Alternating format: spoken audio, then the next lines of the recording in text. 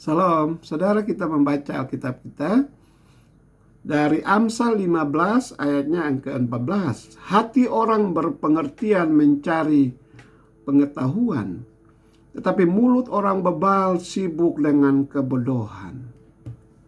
Saudara, pikiran kita mengendalikan segala sesuatu tentang kita. Anda adalah apa yang Anda pikirkan.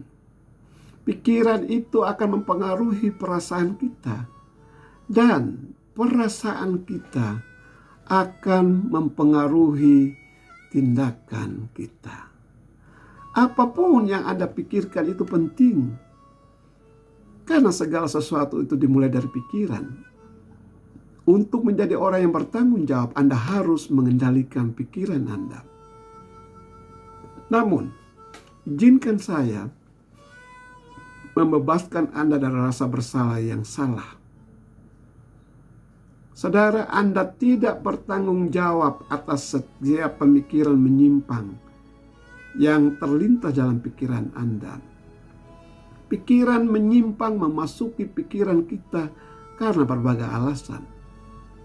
Seperti tidak sengaja Anda mendengar percakapan di suatu tempat umum.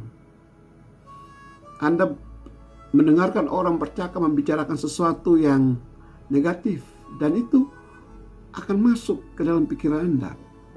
Atau Anda melihat di luar sana atau lewat media hal-hal yang buruk, itu akan masuk ke pikiran Anda. Atau hal-hal buruk yang sengaja dimasukkan oleh setan ke dalam pikiran Anda. Tetapi Anda bertanggung jawab atas cara Anda menangani pikiran-pikiran menyimpang itu. Bapak Reformasi Gereja Martin Luther mengatakannya seperti ini.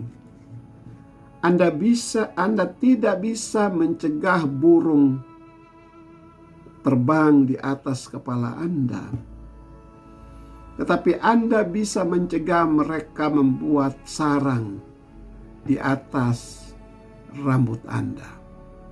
Ya, burung terbang di atas Anda tidak bisa mencegah, tetapi Anda bisa mencegahnya membuat sarang di rambut Anda. Tuhan akan meminta pertanggungjawaban atas apa yang Anda izinkan memasuki pikiran Anda. Apa yang Anda tonton itu akan masuk ke dalam pikiran Anda. Banyak pengikut Yesus menghabiskan waktunya dengan menonton berbagai tayangan. Kalau dulu mungkin menghabiskan lebih banyak waktu di televisi, tapi dengan kemajuan teknologi, orang bisa menonton hiburan lewat handphone.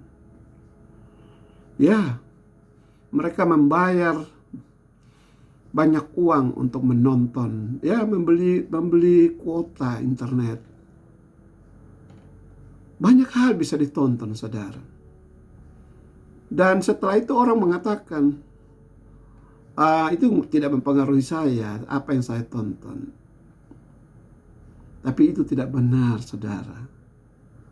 Para ilmuwan telah melakukan penelitian demi penelitian. Mereka melakukan penelitian terus-menerus dan menyatakan, ya, penelitian itu menyatakan bahwa Anda tidak pernah benar-benar melupakan apapun yang Anda lihat.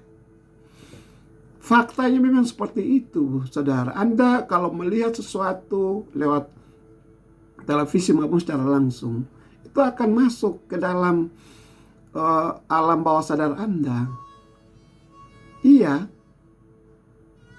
Anda tidak secara sadar mengingat kejadian tersebut. Jika ada orang membicarakan tentang itu akan muncul dalam pikiran Anda, dalam benak Anda, dalam warna yang hidup, seperti Anda menonton di televisi. Ketika ada hal-hal yang merangsang pikiran Anda, maka itu akan muncul. Ada misalnya Anda menonton tayangan drama ada yang sekarang lagi tren drama Cina. Setelah itu Anda pikir Sudah selesai? Tidak, saudara. Kalau ada yang berbicara tentang drama itu dengan tema yang pernah Anda tonton, maka dia akan muncul dalam pikiran Anda. Dengan kata lain, sampah masuk, sampah keluar. Apa yang Anda pikirkan pasti akan membuahkan hasil dalam perilaku dan keyakinan Anda. Ya, saudara. Oleh sebab itu, hati-hatilah dengan apa yang Anda tonton, terutama untuk anak-anak kita.